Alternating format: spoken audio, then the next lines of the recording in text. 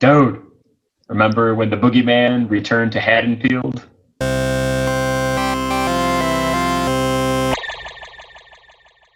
Hey, jerk! Speed kills!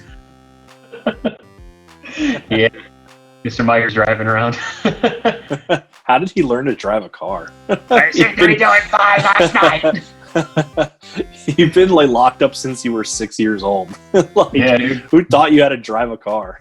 He came ready, dude. He was watching Mom and Dad when he was a little boy. He's been playing this for a long time. Too much TV, dude. They showing too much TV at the sanitarium.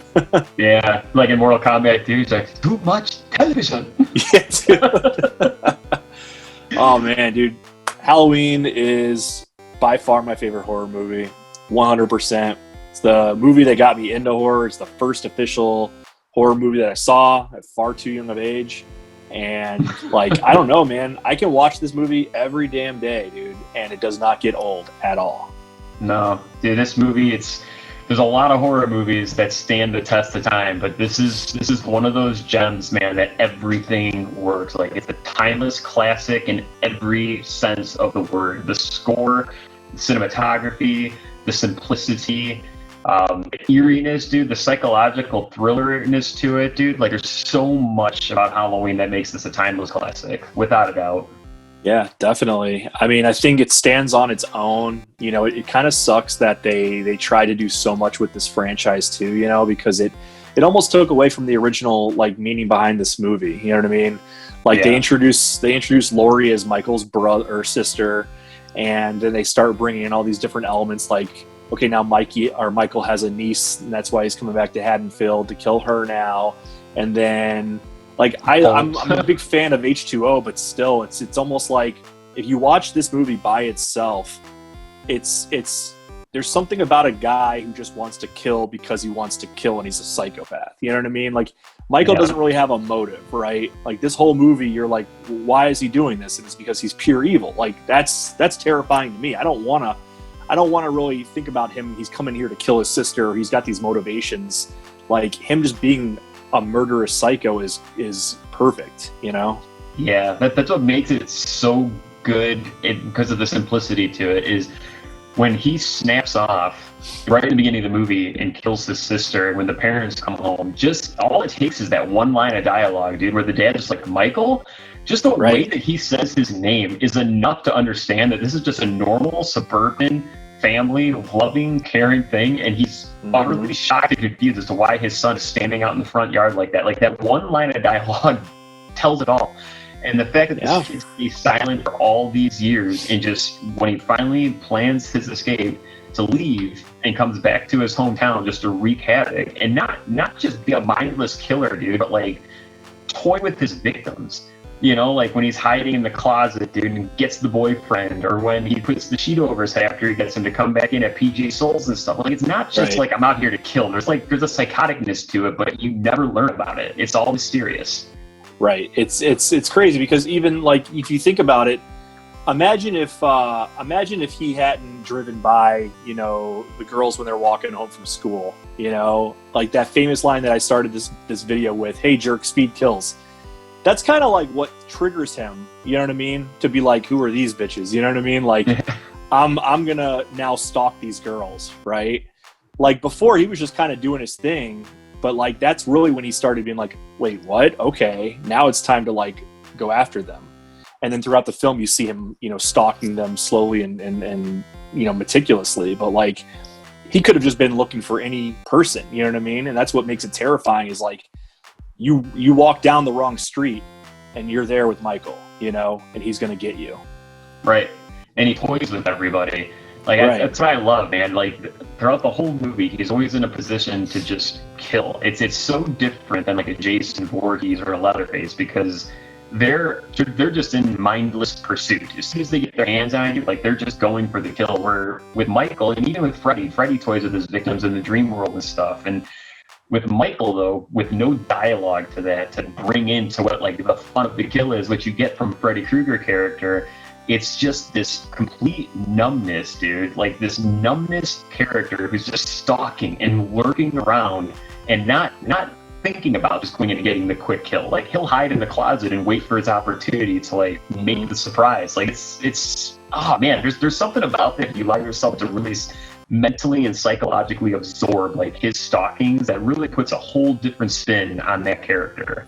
Yeah, I mean, you see it throughout the whole film too. Like, he's always just walking, you know, he's never in a hurry, he's never rushing himself, he's doing it very slowly and calmly, and that's even more terrifying to me. You know, yeah. he's not, you know, dead, he's not supernatural at this point. He's just a guy. So I mean, when Laurie's running away from him out of the house, any other guy would be chasing after her, running, you know, trying to get the deed done. He's walking. He's just stalking her slowly, and that makes it even just more terrifying because he really doesn't have this agenda where it's like, okay, I need to get this done and kill her and move on. It's like, no, I'm going to make my victims basically suffer, traumatize them, that they can't get away from me, and I'm going to slowly do it, you know?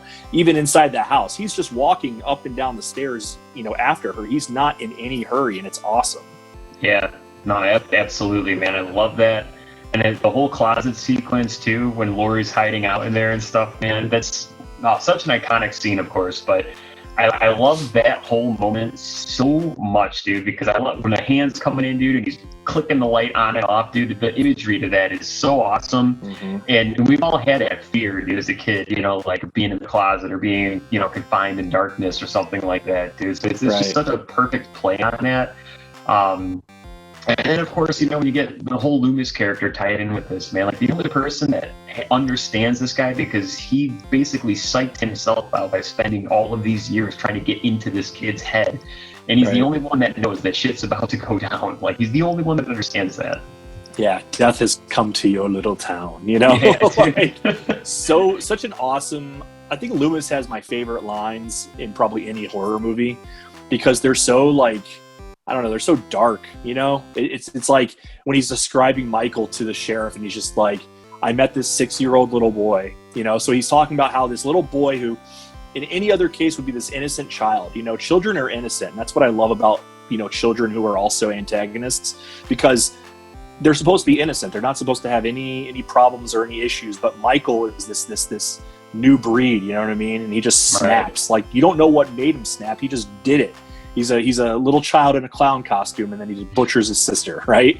And then when Loomis is describing him, he's just like, you know, that kid has this emotionless face. He's got these black eyes, the devil's eyes, and it's just like, what the fuck, you know? Yeah, like, dude. There's like crazy. A poetry to it. Yeah. Like, there's such a poetry to what he says, where it's almost beautiful in this like dark sense, man. Like, Donald Pleasance really is like perfect. And then really, he goes on forever with the movies and stuff and gets goofy, but well, they really highlight that poetry that you're talking about in H2O in the beginning, dude. That entire opening credit sequence when they're in Loomis's office and you see all the papers flown around and you see the sketch drawing of Michael in the mask, and he's doing that. You have that overlay of that dialogue. It's so beautiful, but it's like that sets the tone for that movie of just, this is going to be a terrifying nightmare, dude. It's awesome. Dude. I love it. Goosebumps City in the beginning of that movie, dude. Just every time. Okay, so those two, that movie and Phantasm Ravager, give me that same feeling, because even I know so many people shit on Ravager, but at the beginning of that movie when they just set the whole thing up with Reggie's journey and then it kicks into the credits with the theme song, the same way in H2O, how it runs through that, dude. You're just like, damn, dude, like, I feel like we're home again. And we got that Michael Myers that we talked about in our last episode. Just, he needs to be the Shape. That's it, dude. Totally. Like, he is the Shape, you know? Yeah. And as they say, dude, you know, it is Halloween and everyone's entitled to one good scare.